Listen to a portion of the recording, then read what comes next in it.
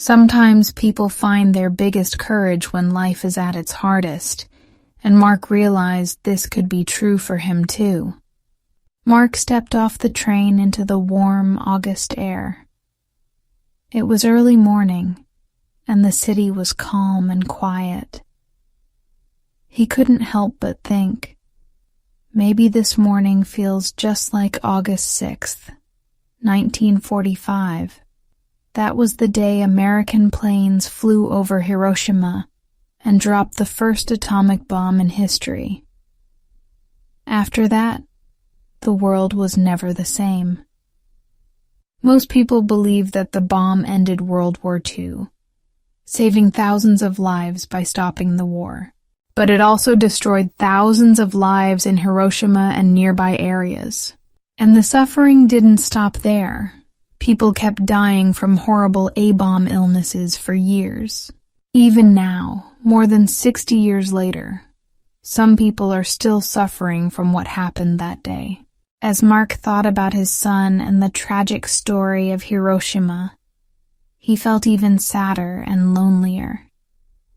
He wondered, how can anyone find hope in such a tough world?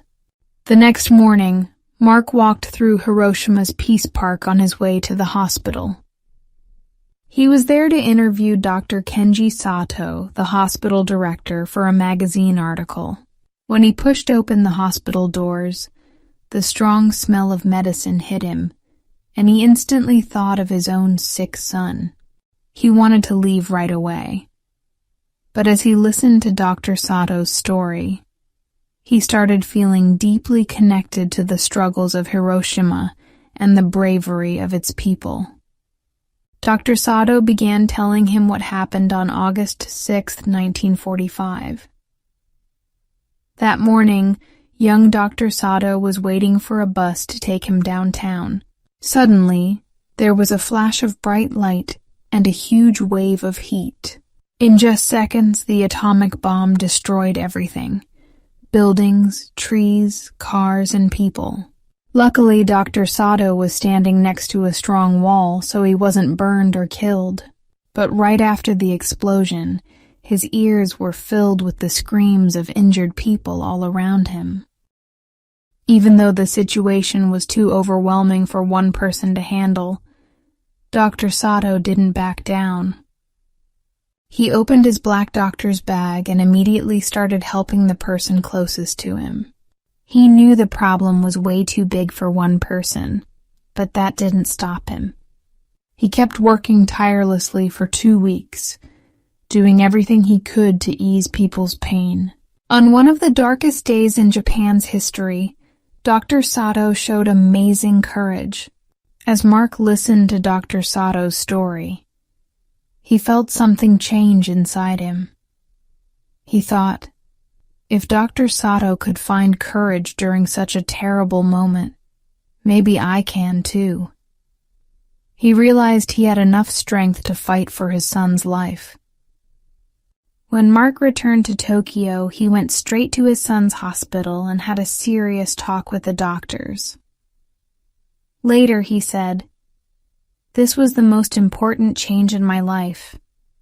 I started doing something for my son, for myself, and for my wife." For 6 long years, Mark and his family worked hard to give their disabled son, Ryan, the best life possible. They played music for him, read him stories, and kept telling him, "We love you." But little Ryan couldn't talk back. During the hardest moments, Mark would remember Dr. Sato's bravery, and it gave him the strength to keep going. Ryan loved the sound of birds singing, so Mark bought him a cassette full of bird songs and their names. Ryan would sit quietly, listening to the tape for hours. He couldn't speak, but deep inside, he wanted to tell his family, "I love you too." One day, Mark was walking in a small forest with Ryan sitting on his shoulders. All of a sudden, Mark heard a voice. He thought he was dreaming. "It's a water rail. the voice said. Mark froze, standing in silence for 5 minutes.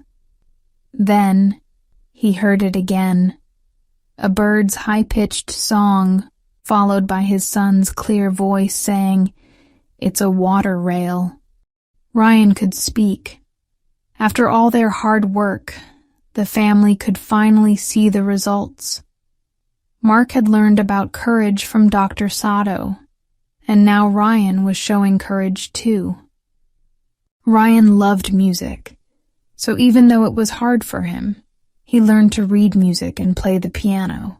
Slowly, with the support of his family, he started learning how to speak.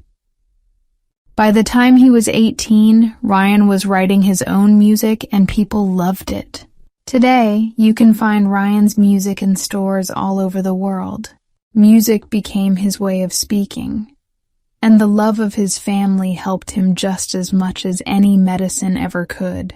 We can't even imagine the fear Dr. Sato felt in Hiroshima back in 1945. But every day, millions of people around the world face personal challenges, just like Mark and Ryan did. Mark learned courage from Dr. Sato, and Ryan learned to be brave from his dad. In the same way, we can all learn from these stories. When life gets hard, remember these brave people. You have the strength and courage you need, too. You just have to find it within yourself.